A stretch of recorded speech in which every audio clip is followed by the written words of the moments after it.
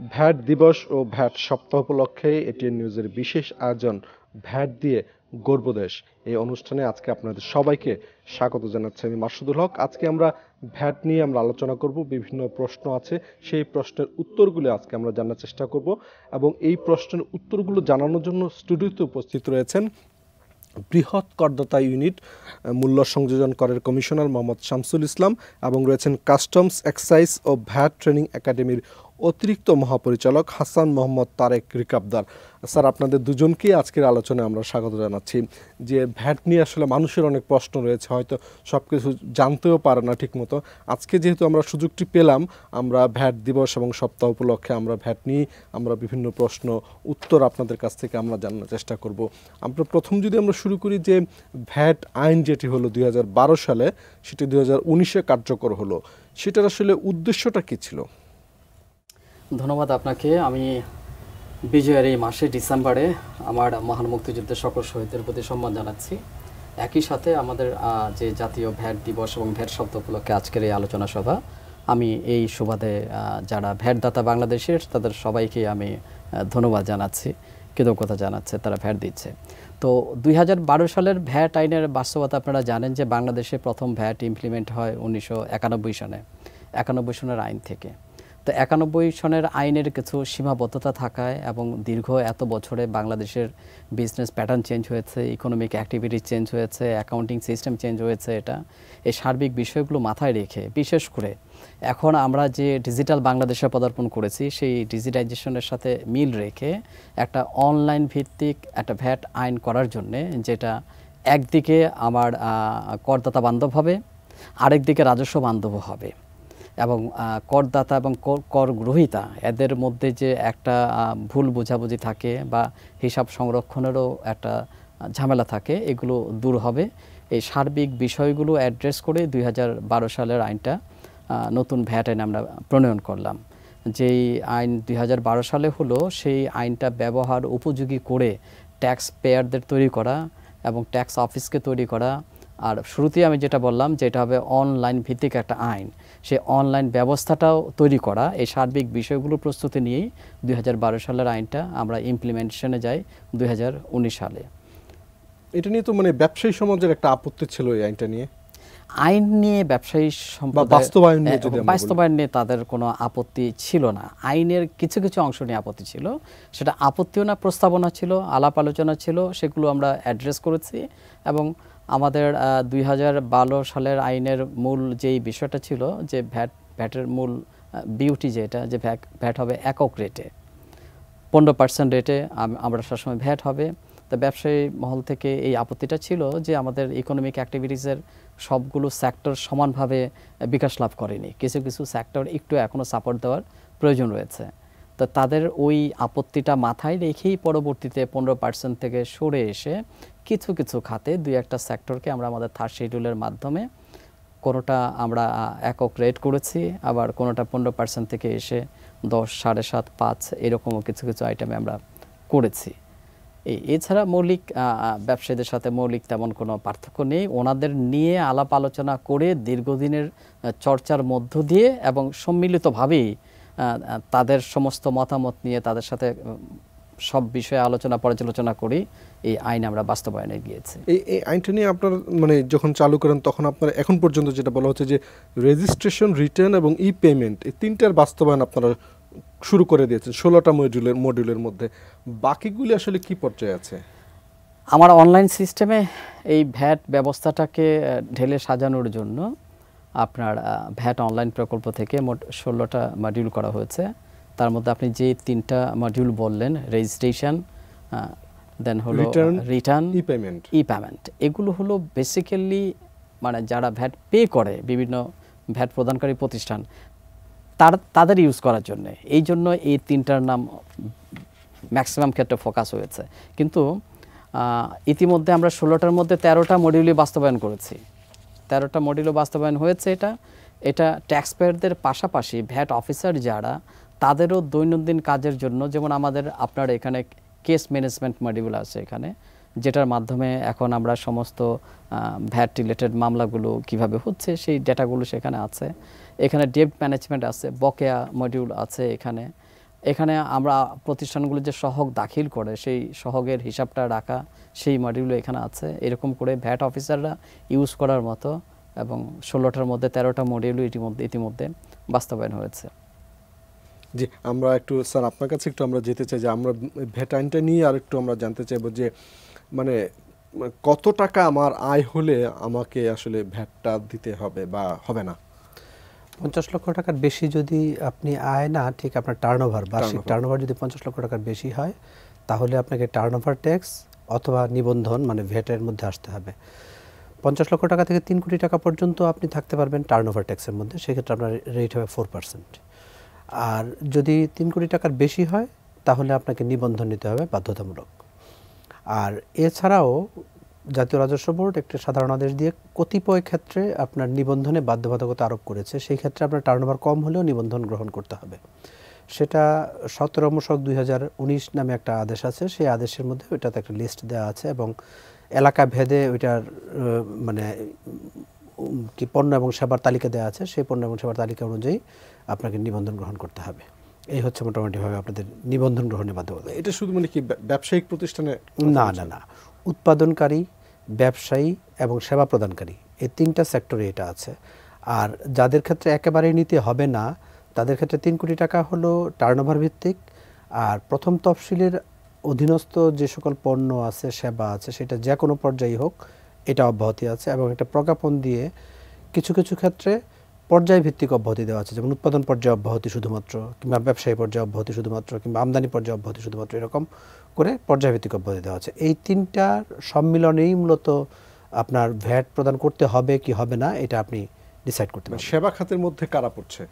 সেবা খাতের মধ্যে সবাই পড়তেছে, যেমন আসবাবপত্র আছে, মিষ্টান্ন ভাণ্ডার আছে, তারপর বিজ্ঞাপন দাতা আছে, তারপরে আপনার রেস্টুরেন্ট আছে, হোটেল আছে, তারপরে আপনার বিভিন্ন ধরনের ওই যে কি বলে ক্যাটারার্স আছে, ডেকোরেটরস আছে, তারপরে আপনাদের এই যে টেলিভিশন যারা করছেন তারা আছেন, এরকম অনেক সেবা আছে। সেবার আসলে অসংখ্য সেবা, আমাদের আইনে বেশ কিছু সেবার সংজ্ঞা দেওয়া আছে, সেখানে 99টার একটু বেশি সেবার সংজ্ঞা দেওয়া আছে, এর বাইরেও অনেক সেবা আছে।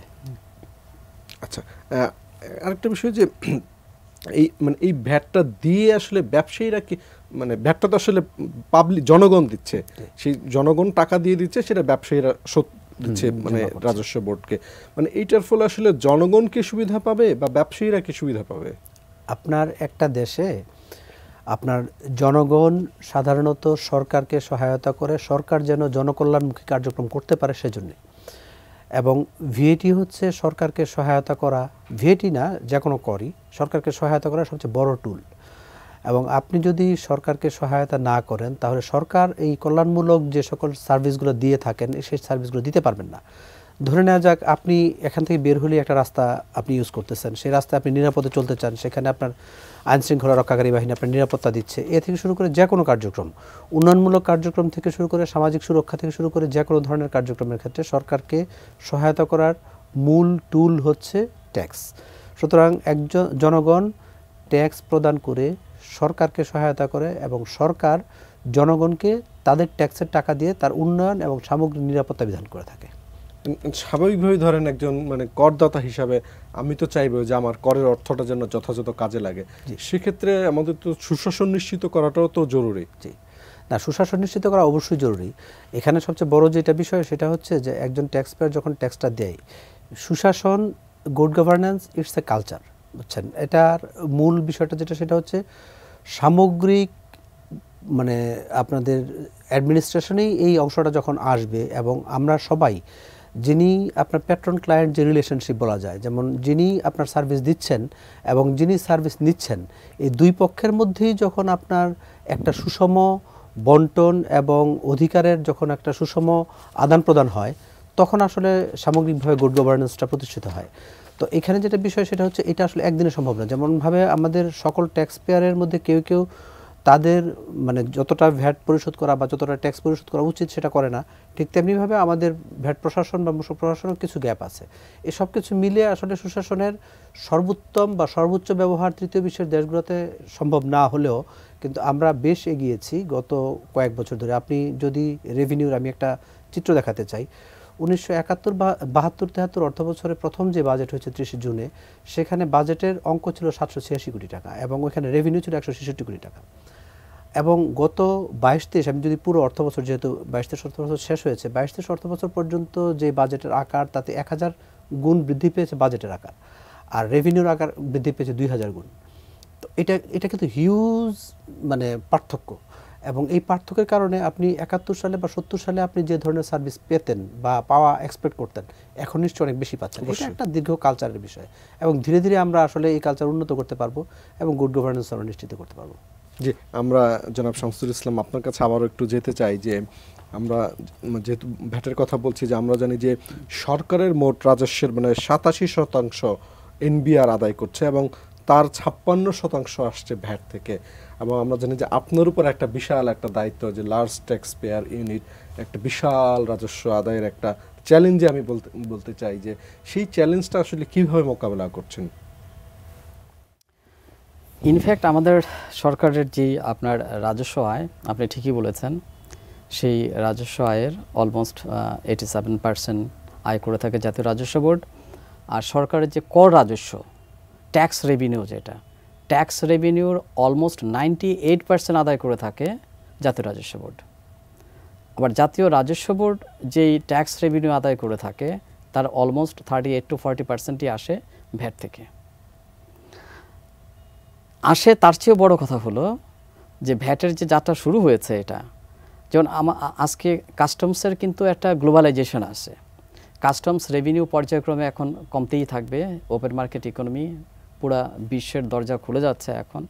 সেই রেভিনিউ মেকআপের জন্যে আমাদের ভ্যাট রেভিনিউর উত্তরণটা বা প্রবৃত্তিটা কিন্তু আমার সহকর্মী যেটা বললেন, এটা রাইজিংটা কিন্তু খুব ব্যাপক। এটা যে কোত্থেকে যাত্রা শুরু করেছে, যদি আমরা লাস্ট 10 ইয়ার্সের কথাও বলি, 12-13 অর্থ বছরও আমাদের আদায় ছিল অলমোস্ট 39,000 কোটির মতো। এটা গত অর্থ বছরে ভ্যাট আদায় হয়েছে আপনার 1,26,000 কোটি। এই ভ্যাট এক্সপান্ড হচ্ছে।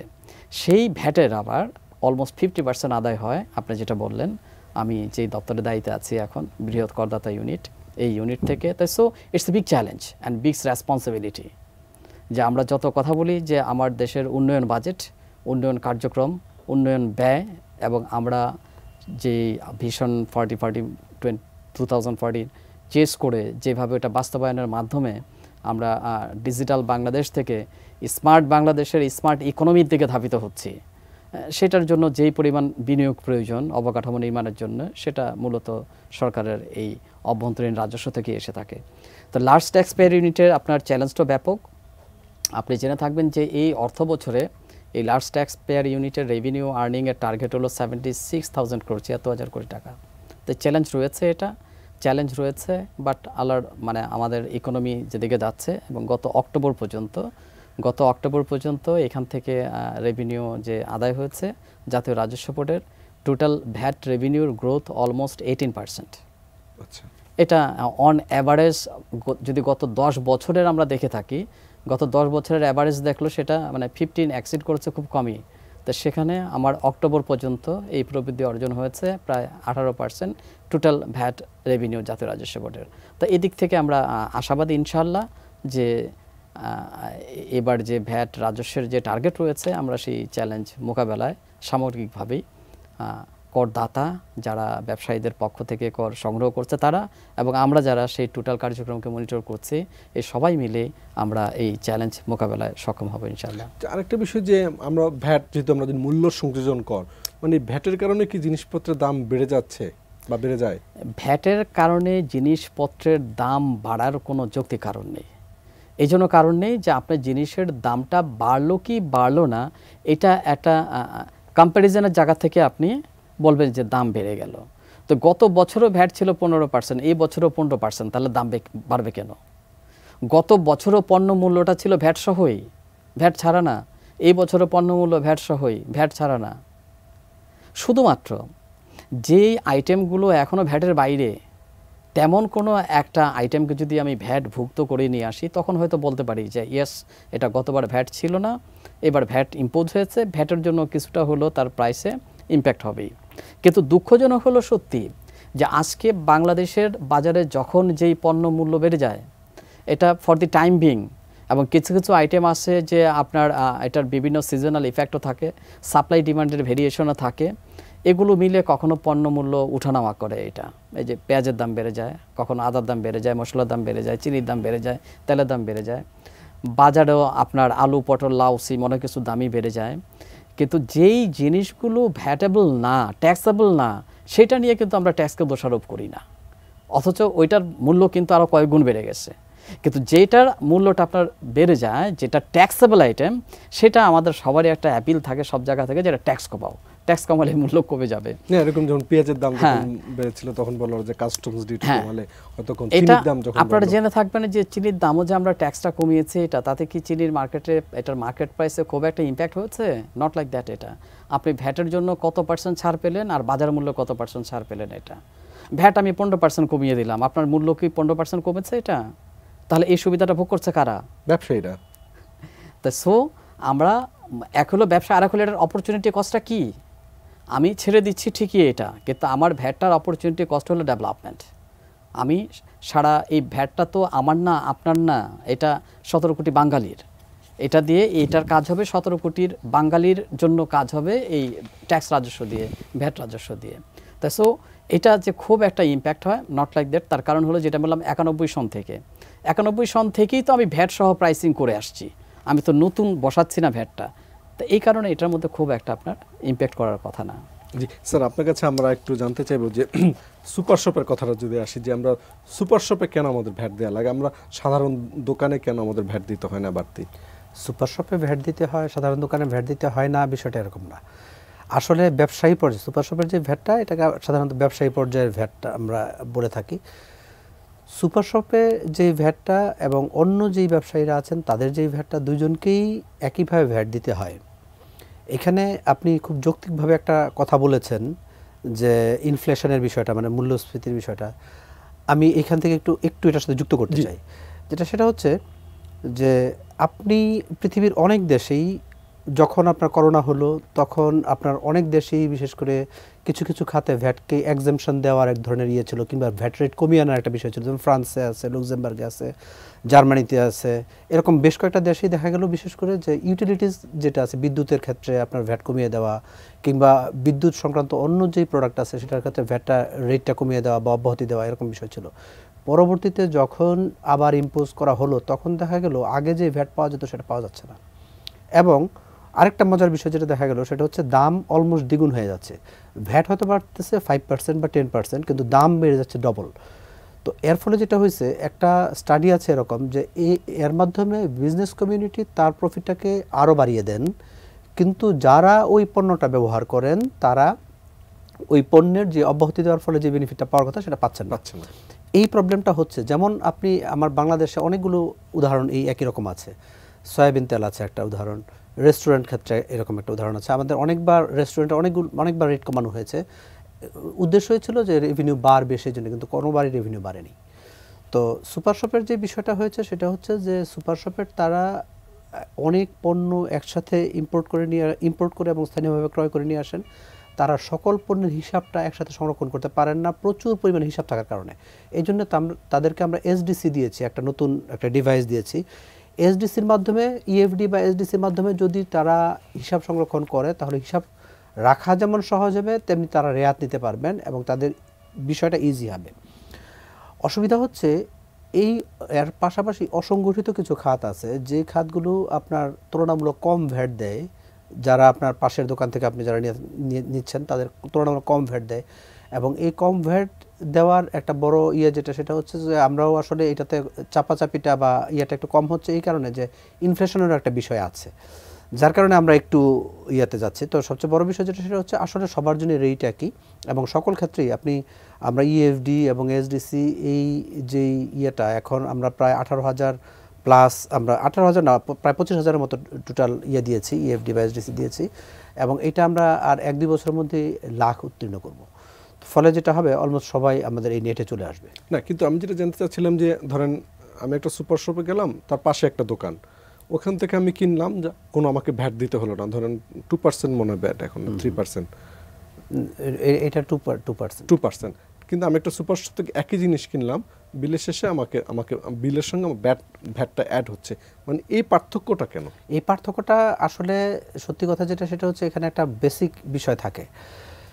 আপনার পাশে যিনি থাকতেছেন তিনি আসলে সব হিসাব না রেখে তিনি যেটা করছেন তার প্রফিট থেকে একটা অংশ ভ্যাট দিচ্ছেন। আর সুপার শপের যিনি থাকতেছেন তিনি যেটা করতেছেন, তিনি যেহেতু ইএফডি মেনটেন করতেছেন, তিনি তার হিসাবটা সংরক্ষিত থাকতেছে এবং সেই হিসাব থেকে তিনি ভ্যাট দিচ্ছেন। ফলে তিনি একদম ক্যালকুলেশন করে যা ভ্যাট প্রযোজ্য তাই দিচ্ছেন। আর পাশের জন যিনি আছেন তিনি হয়তো কিছুটা কম দিচ্ছেন, এই জন্যই পার্থক্য। তিনি তো আমার থেকে ভ্যাটটা নিচ্ছেন না, না, তিনি ভ্যাটটাও নিচ্ছেন না, কিন্তু তিনি তার প্রফিট থেকেই কিছু ভ্যাট গভর্নমেন্টকে পরিশোধ করছেন। আর সুপার শপে যিনি যাচ্ছেন তিনি ভ্যাটটা নিচ্ছেন এবং তিনি দেখবেন একটা সাদা কাগজের একটা চালান দিয়ে থাকেন।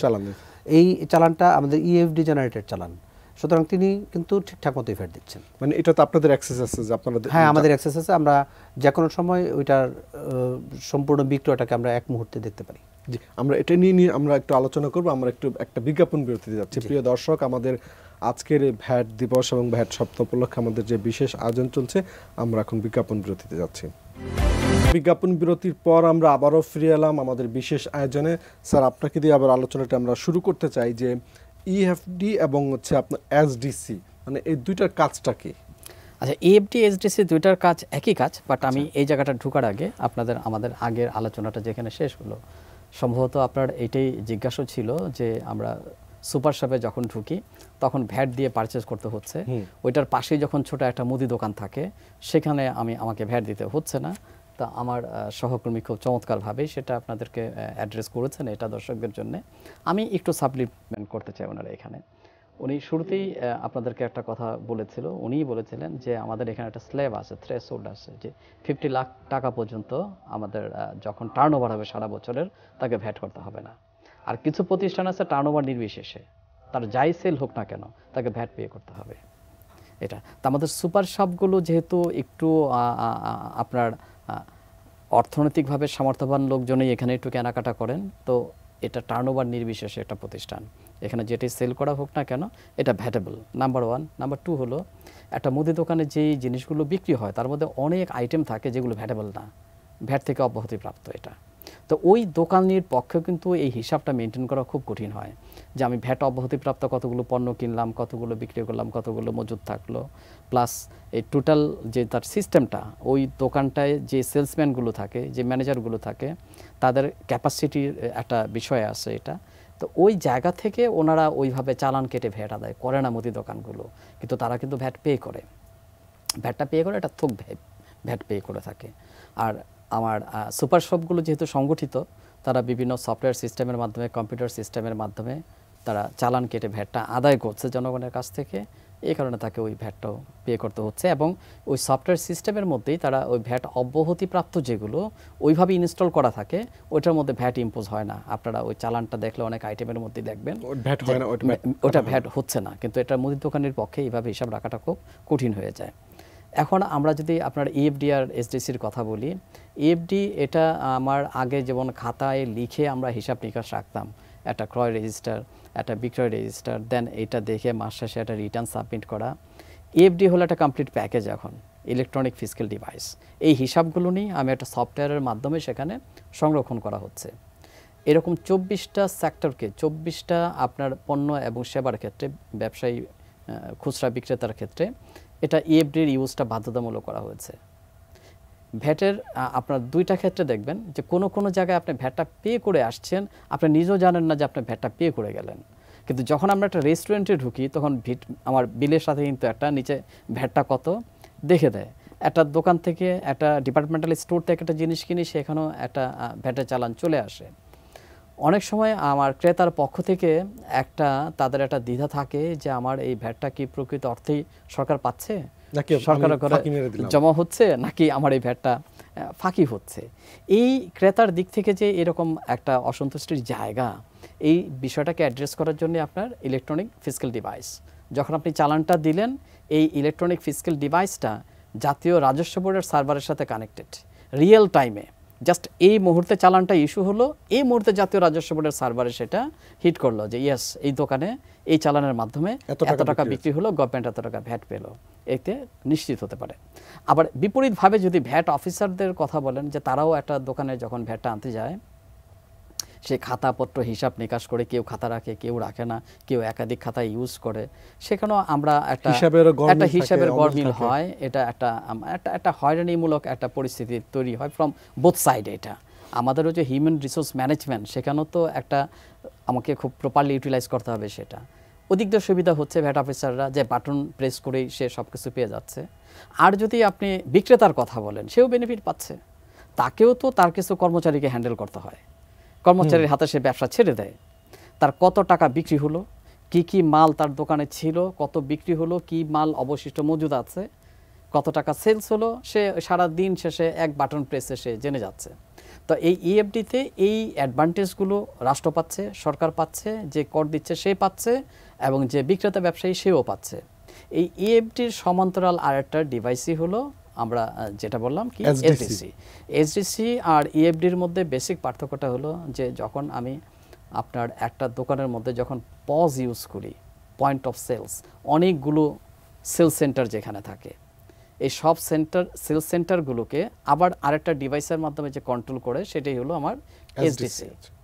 সেটাই হলো এসডিসি। আর যেখানে যেই ব্যবসায়িক প্রতিষ্ঠানগুলোতে পস ইউজ করবে না, সে এক জায়গা থেকে তার ক্যাশ কাউন্টার থেকে তার রিসিট কাটবে, ওইখানে আমরা ইএফডি ইউজ করব। বাট দুইটা সফটওয়্যার বা ফাংশন বা কাজ অলমোস্ট একই কাজ। মানে এটা তো মনে হয় সম্ভবত এনবিআর থেকে, মানে ব্যবসায়িক প্রতিষ্ঠানকে আপনারা নিজেরা দিয়েছেন এটা? হ্যাঁ, এটা জাতীয় রাজস্ব বোর্ড থেকে এই তাদেরকে মোটামুটি বিনামূল্যেই এটা ইনস্টল করা হয়েছে। এবং এই টোটাল বিষয়টা অপারেশন করার জন্য আপনার পাবলিক প্রাইভেট পার্টনারশিপের আওতায় জেনেক্স এমফোসিস নামে একটা প্রতিষ্ঠানের সাথে জাতীয় রাজস্ব বোর্ড চুক্তিবদ্ধ হয়েছে। তারা এগুলো ইনস্টল করবে, এগুলো নষ্ট হয়ে গেলে সার্ভিসিং করবে, এই টোটাল কাজটা তারাই করবে এটা, এবং তারাই করে থাকছে এটা। এবং তাদের মাধ্যমেই মোটামুটি এই সেক্টরটাকে মনিটর করে আমার সহকর্মী যেটা বললেন যে আমরা আগামী 2-1 বছরের মধ্যে মানে মোর দ্যান লাখ এই ইএফডি মেশিন আমরা ইনস্টল করার আমাদের কর্মপরিকল্পনা রয়েছে। যে আমরা স্যার আপনার কাছে আরেকটু যেতে চাই যে মানে একটা পণ্যের ভ্যাট আমরা আসলে কতবার দিই? একটা পণ্যের উপরে ভ্যাট আপনি অনেকবার দিতে পারেন, কিন্তু একটা মূল্যের উপর আপনি ভ্যাট একবারই দিবেন। মূলত আমরা ভ্যাট দিয়ে থাকি মূল্যের উপরে। যেমন ধরে নেওয়া যাক, একটা শার্ট উৎপাদিত হলো কোনো একটা স্থানে, সেখানে একটা মূল্যের উপর ভ্যাট দেওয়া হলো, তারপরে ওই শার্টটা একটা পাইকারি ব্যক্তির কাছে আসলো, ব্যবসায়ীর কাছে আসলো, সেখানে আবার মূল্যের পরিবর্তন হলো, কারণ তিনি তো লস করবেন না, তিনি একটা লাভ করবেন, সুতরাং একটা মূল্যের পরিবর্তন ঘটলো। সেই মূল্যের উপর আবার একটা ভিএটি হবে। আগের মূল্যটা তিনি বাদ দিয়ে যেই অংশটা তার ওইখানে সংযোজিত হয়েছে সেই অংশটার উপর দিবেন। তারপরে আবার খুচরা মোট দামের উপরে না, মোট দামের উপরে ভ্যাট দিবেন বটে, কিন্তু আগে যেটা পরিশোধ করেছেন সেটুকু উনি ফেরত পাবেন। আচ্ছা, মানে নেট ভ্যাট ওনার হবে শুধুমাত্র সংযোজনের অংশ। বাড়তি যে টাকাটুকু বিক্রি সেটার উপর ভ্যাট। এটা যদি উনি 15% হারে ভ্যাটটা প্র্যাকটিস করেন, আর যদি উনি 15% ভ্যাট প্র্যাকটিস না করেন, 5% ভ্যাট প্র্যাকটিস করেন, কারণ ব্যবসায়ী পর্যায়ে 5% ভ্যাট দেওয়ার সুযোগ আছে। যদি 5% ভ্যাট প্র্যাকটিস করেন তাহলে মোট মূল্যের উপরে 5% দিবেন। এখন ওনার যেটা উনি যে কোনোটা উনি প্র্যাকটিস করতে পারেন, উনি চাইলে 15% প্র্যাকটিস করতে পারেন, তাহলে উনি রেয়াত পাবেন। আর 15% প্র্যাকটিস না করে যদি 5% প্র্যাকটিস করেন তাহলে তিনি রেয়াত পাবেন না। এই আর কি, একটা পণ্যের উপর আমরা একবার, একটা পণ্যের উপর অনেকবার ভ্যাট দিতে পারি, কিন্তু একটা মূল্যের উপর আমরা একবারই। যেমন ধরেন মানে আপনার স্যার যে শার্টটা পরা আছেন, এই শার্টটা উৎপাদন খরচ মানে 100 টাকায় মানে পাইকারি কেনা হলো, এটা 2 হাত বা 3 হাত বদল হয়ে এটা 150 টাকায় বিক্রি করা হলো, তাহলে এখন ভ্যাট কত টাকা আসবে? 100 টাকায় যখন বিক্রি করা হয়েছে, মানে উৎপাদন, মানে যিনি উৎপাদন করেছেন তিনি যদি 100 টাকা বিক্রি করে থাকেন, তাহলে 15 টাকা ধরে নিয়ে আমি 15 টাকা করে 15% হারে ভ্যাট দিচ্ছেন, 15 টাকা ভ্যাট দিবেন। তারপরের জন ধরে নিয়ে আমি 110 টাকা বিক্রি করেছেন পাইকারি, তিনি যদি 110 টাকা বিক্রি করেন তাহলে 110 টাকার উপর 15% মানে হচ্ছে আপনার আসবে 116 টাকা 50 পয়সা।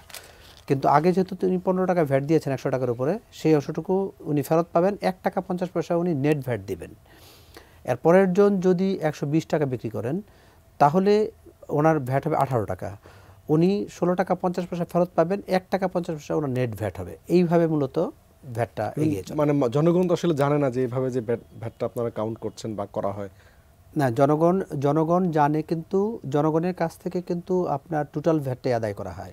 আপনি প্রথম যে 15 টাকা দেন, যে 1.5 টাকা দেন, যে 1.5 টাকা, এরকম করে করে যা যা হবে টোটাল টাকাটা কিন্তু এন্ড কনজিউমারের কাছ থেকে আদায় করা হয়।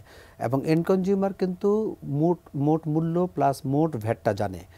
আর যারা কালেক্ট করে তার অংশের যা এডিশন হয় তিনি শুধু সেই অংশটা দেয়, তার রিটার্নে রিফ্লেক্টেড হয় আগের যেই ট্যাক্স পেয়ারের যে অংশটুকু সে পরিশোধ করেছে 15% হারে যেটুকু সে রেয়াত পাবে সেটুকু তার রিটার্নে ইয়া হয়। যদি তার চালানে সকল মূল্য এবং সকল মানে ভ্যাটটা অন্তর্ভুক্ত না থাকে তাহলে একজন ট্যাক্স পেয়ার যিনি কালেক্ট করেন তিনি হয়তো মানে লসের সম্মুখীন হবেন, কারণ ওই টাকাটা কম আদায় হবে। এই জন্যে মূল্যের মধ্যে বা চালানের মধ্যে টোটাল ভ্যালু এবং টোটাল ভ্যাটটাই থাকে। আপনাদের কাছে কি মানে মনে হয় যে যে ভ্যাটের মানে আওতা বাড়ানো যায় কিন্তু বাড়ানো যাচ্ছে না বা হচ্ছে না, এরকম কোনো সেক্টর কি আছে আমাদের এখানে এখন? মানে এই সত্যিকার অর্থে যেটা সেটা হচ্ছে ভ্যাট এমন একটা জিনিস যে এটা আসলে সার্ভিস ওরিয়েন্টেড। আমাদের দেশে প্রচুর সার্ভিস আছে এবং সার্ভিস ওরিয়েন্টেড অনেক জায়গা আছে যেসব জায়গাগুলোকে হয়তো প্রপারলি অ্যাড্রেস করা যায়নি। তবে নতুন আইন আসার পরে আমরা যেহেতু অনলাইন ভিত্তিক ভ্যাট সিস্টেম করেছি, ফলে দেখা যাচ্ছে যে আমরা অনেক জায়গাতেই আমরা খুব প্রপারলি হিট করতে পেরেছি এবং এই জন্য রেভিনিউ বাড়ছে খুব দ্রুতই। যেমন গতবার আমাদের রেভিনিউ গ্রোথ ছিল 11%, এইবার রেভিনিউ গ্রোথ 17%, খুব দ্রুতই বাড়ছে। তো আমাদের যেটা বিষয় সেটা হচ্ছে যে এরপরেও আসলে যত দিন যাবে আপনার তত বিজনেসের এরিয়া বাড়বে, তত আপনার মানে ভ্যাটের এরিয়া বাড়বে এবং ভ্যাটের আদায়ও বাড়বে। আর আরেকটা যেটা সত্যিকার অর্থে আমরা যদি ভ্যাট অ্যাডমিনিস্ট্রেশনের সাথে যারা ট্যাক্স পেয়ার তাদেরকে যদি অনলাইনে যুক্ত করতে পারি খুব ক্লোজলি এবং সকলকে, যেটা এখন 5 কোটি টাকার বেশি যার টার্নওভার তাদের সবাইকেই আপনার অনলাইনে মানে অনলাইন সিস্টেম ব্যবহার করার একটা বাধ্যবাধকতা আছে, সবাই যদি এইভাবে যুক্ত হয় তাহলে খুব সহজেই, আমি কিন্তু একটা প্ল্যাটফর্ম করেছি, আইভাস সফটওয়্যারের একটা প্ল্যাটফর্ম করেছি, এটার মধ্যে সবাইকে যখন যুক্ত করা যাবে তখন খুব ইজিলি সকলকে ট্রান্সপারেন্ট করা যাবে এবং সকল ক্ষেত্রে ভ্যাট আদায়টাকেও সহজ করা যাবে। আরেকটা যে একটা কমন ব্যবসায়ীরা বলে থাকেন যে তাদের উপর ভ্যাট চাপিয়ে দেওয়া হয় বা ভ্যাটের চাপে ওনারা অতিষ্ঠ হয়ে যাচ্ছেন, এরকম কিছু কমন কিছু বক্তব্য আছে, এটার জবাবটা কি হবে আপনাদের? মানে এখানে আমি আসলে আপনাকে স্পষ্ট করেই একটা কথা বলতে চাই, যেটা সেটা হচ্ছে যে ভ্যাট অ্যাডমিনিস্ট্রেশনের সাথে আপনার ট্যাক্স পেয়ারের মধ্যকার যেই দূরত্ব অথবা দেখাদেখির যে বিষয়টা আছে এটাকে আগে ইয়ে করতে হবে। প্রথমত আপনাকে জানতে হবে একজন ট্যাক্স পেয়ার হিসেবে আপনার আইনে কী কী দায়িত্ব আছে, কী কী অধিকার আছে। এটা যখন আপনি জানবেন তখন একজন মানে মূসক প্রশাসনের একজন ব্যক্তি আপনাকে চাইলেই আপনার অধিকার সম্পর্কে আপনি সচেতন থাকলে আপনাকে চাইলেই একটা কিছু ইয়ে করতে পারবেন, এটা হচ্ছে এক। দ্বিতীয় বিষয় যেটা সেটা হচ্ছে আপনাকে অবশ্যই যে সফটওয়্যার আপনার জন্য প্রণয়ন করা হয়েছে এটা আপনাকে ইউজ করতে হবে। যখন আপনি এটা ইউজ করবেন তখন আপনি আপনার অনেক কাজ ঘরে বসে করতে পারবেন। এখনও আমি দেখেছি, আমি মাঝে মাঝে বিভিন্ন জায়গায় মানে ট্যাক্স পেয়ারদের সাথে কথা বলি, তারা এখনও একটা চিঠি নিয়ে অফিসে যায়, কিন্তু আমার সফটওয়্যারের মধ্যে তাদের জন্য একটা ইমেল দেয়া আছে, সে কিন্তু ইমেলে পাঠাতে পারে কিন্তু সেটা করে না, সে যেটা নিয়ে যায়। অভ্যস্ততার একটা ব্যাপার আছে, এটা অভ্যস্ততার ব্যাপার। আর দ্বিতীয় বিষয় যেটা সেটা হচ্ছে যে আসলে সফটওয়্যার ইউজ করার জন্য কিছু ভীতিও আছে, কিছু কিছু এইসব নানান কারণেও একটা প্রবলেম হয়। এই জন্য প্রত্যেক ট্যাক্স পেয়ারের প্রথম উচিত হচ্ছে আইনটা জানা, তার অধিকারটা জানা। দ্বিতীয় উচিত হচ্ছে যে গভর্নমেন্ট যে এত টাকা খরচ করে তার জন্য যে বেনিফিটটা ক্রিয়েট করতেছে যে সফটওয়্যার, সেটাকে ব্যবহার করা এবং এইটার কী কী বেনিফিট আছে তা জানা। তাহলে মূসক প্রশাসনের সাথে একজন ট্যাক্স পেয়ারের দূরত্ব থাকবে এবং মানে দেখাদেখি কমবে, ফলে হয়রানির যে বিষয়টা এটাও কমবে। জি স্যার, এই যে আমরা একটু ভীতির ব্যাপারটা নিয়ে আলাপ করছিলাম যে অনেকের মধ্যে যে প্রযুক্তির একটা ভীতি রয়ে গেছে যে আমি ইএফডি বা এসডিসি ব্যবহার করলে মানে কি হবে, উল্টাপাল্টা হবে নাকি অন্য কিছু হবে, একটা ভীতি তো নিশ্চয় রয়ে গেছে। কিন্তু আসলে তো প্রযুক্তির ব্যবহারটা যদি আমরা জানি মানে আপনাদেরও কাজটা অনেক সহজ হয়ে যায়, ব্যবসায়ীদের কাজটা অনেক সহজ হয়ে যায়। বা আপনি একটু আগে যে কথাটা বলছিলেন যে মানে এটা নিয়ে আসলে বার্গেনিং এর আর কিছু থাকে না, যে যেটা আছে ওটা একদম হুবহু ঠিকই আছে। জি, আমি বলছি যে মানে প্রযুক্তির ব্যবহারটা নিয়ে মানুষের মধ্যে একটা ভীতি রয়ে গেছে, এটা আপনারা দূর কিভাবে? প্রযুক্তির ভীতিটা, শুধু প্রযুক্তির ভীতিটা আমি বলবো না, এটা ঐতিহাসিকভাবে যে কোনো সংস্কার বা পরিবর্তনের ক্ষেত্রেই আমাদের একটা ভীতি কাজ করে, যে কোনো পরিবর্তনেই ভীতি কাজ করে। আমরা এক সময় আপনার নৌকা থেকে লঞ্চে উঠতে ভয় পেয়েছি, লঞ্চ থেকে স্টিমার উঠতে ভয় পেয়েছি, স্টিমার থেকে বিমানে চড়তে ভয় পেয়েছি। যে কোনো পরিবর্তনই একটা ভয়ভীতি কাজ করে, কারণ আমরা সেই দীর্ঘদিনের চর্চায় ওই পদ্ধতিটার মধ্যে অভ্যস্ত হয়ে যাই। ভ্যাট আইন চালুর সময় কিন্তু একটা বড় ভীতি ছিল, একটা সমালোচনাও ছিল। যে কোনো পরিবর্তনেই কিন্তু আমরা সহজে এটাকে মেনে নিতে পারি না। অটোমেশন তেমন একটা, এবং এই ভীতিটা সব দিক থেকেই কাজ করে। বিজনেস কমিটি থেকেও কাজ করে ভীতিটা, অ্যাজ ওয়েল এজ যারা ভ্যাট অফিসার এদের মতো কাজ করে। কারণ তারা দীর্ঘ 20, 25, 30 বছর যাবৎ ম্যানুয়ালি কাজ করে অভ্যস্ত হয়ে গেছে। এখন তারা একটা অটোমেটেড সিস্টেমের মধ্যে চলে আসছে এটা।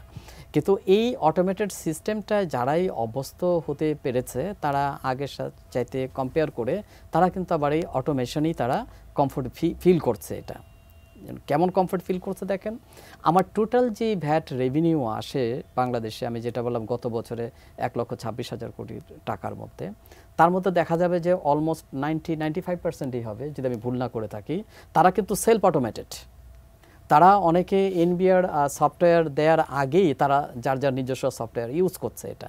আর বাকি 5%, 10% যারা খাতায় লিখে হিসাব রাখে তাদের মধ্যে সঙ্গত কারণে কিছু ভয়ভীতি কাজ করে।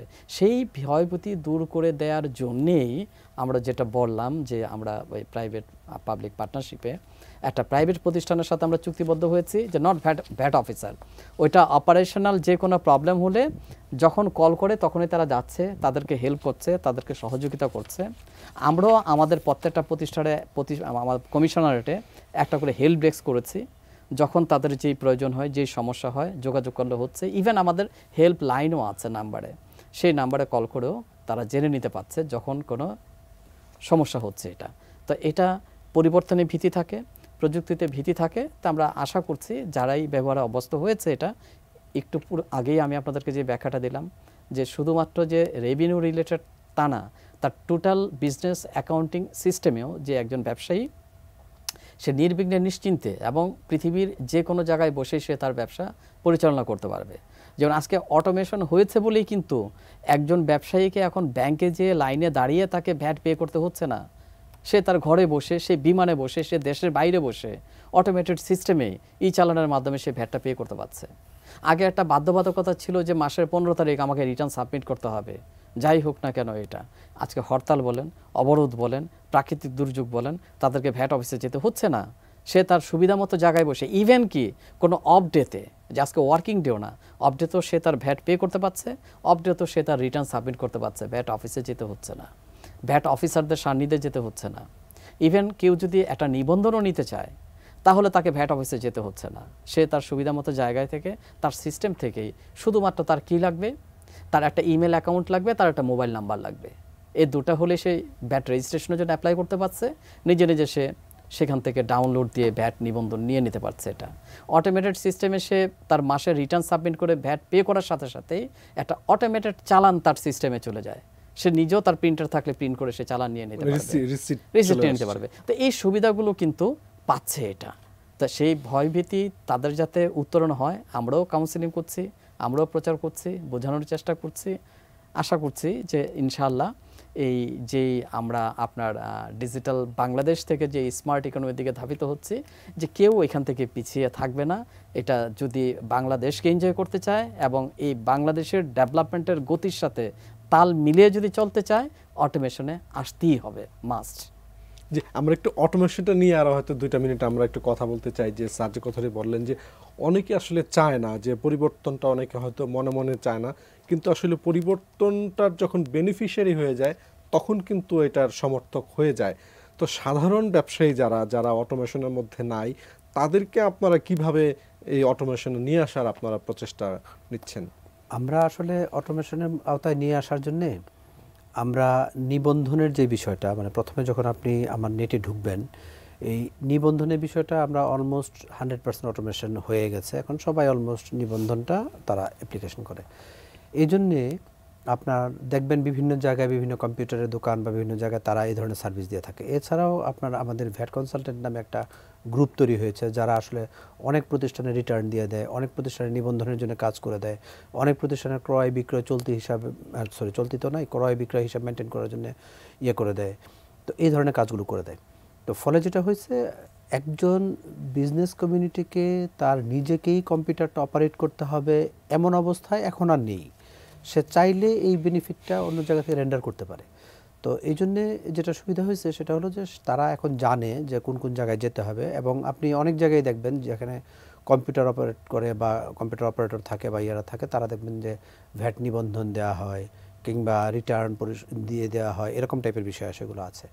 তো এই সকল ক্ষেত্রে সার্ভিস নেওয়ার ক্ষেত্রে আমি একটা জিনিস অবশ্যই বলবো, সেটা হচ্ছে যে আপনার ইউজার আইডি, আপনার পাসওয়ার্ড, মানে ট্যাক্সপেয়ারের ইউজার আইডি, ট্যাক্সপেয়ারের পাসওয়ার্ডটা মনে রাখতে হবে, আপনার মোবাইল নাম্বার মনে রাখতে হবে। তারপরেও যদি কোথাও কোনোটা ভুলে যান, তাহলে আপনি এটা উদ্ধার করার জন্যে আপনাকে সংশ্লিষ্ট ভ্যাট ডিভিশনে গেলে ওনারা সিস্টেম থেকে বের করে দিতে পারবেন।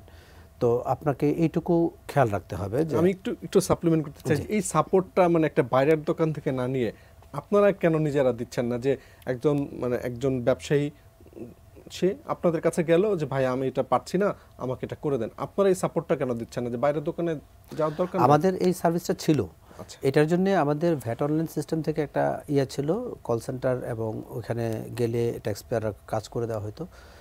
এটা আসলে সরকার একটা সময় পর্যন্ত মানে এই এডুকেশনের একটা পার্ট হিসেবে এটাকে করা হয়েছে, এখন এটাকে বন্ধ করে দেওয়া হয়েছে। এখন যেটা হয়েছে সেটা হচ্ছে আপনি দুইটা সার্ভিস এখন আমাদের কাছে পান।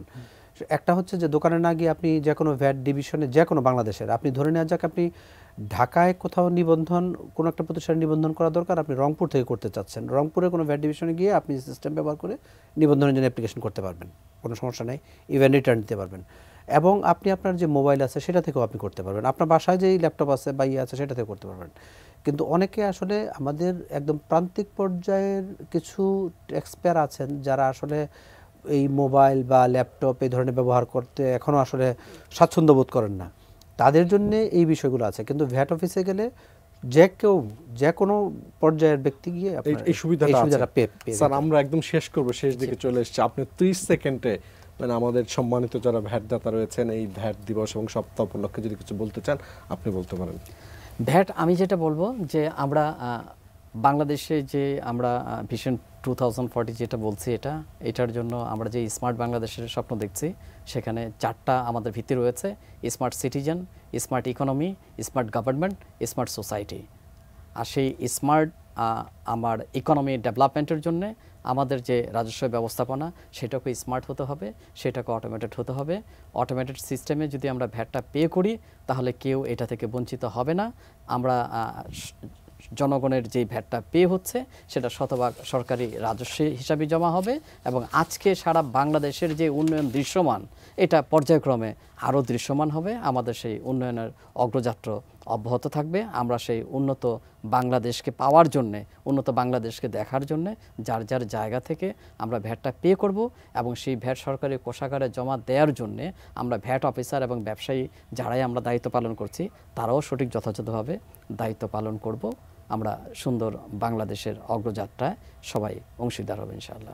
জনাব শামসুল ইসলাম এবং জনাব হাসান মোহাম্মদ তারেক রিকাবদার, আপনাদের দুজনকেই ধন্যবাদ জানাচ্ছি। প্রিয় দর্শক, আমাদের আজকের এই অনুষ্ঠানটি যেটি আমরা ভ্যাট দিবস এবং সপ্তাহ উপলক্ষে করছিলাম, সেই অনুষ্ঠানটি আমরা আজকে এখানে শেষ করছি। আপনারা ভালো থাকুন, সুস্থ থাকুন, এটি নিজের সঙ্গেই থাকুন।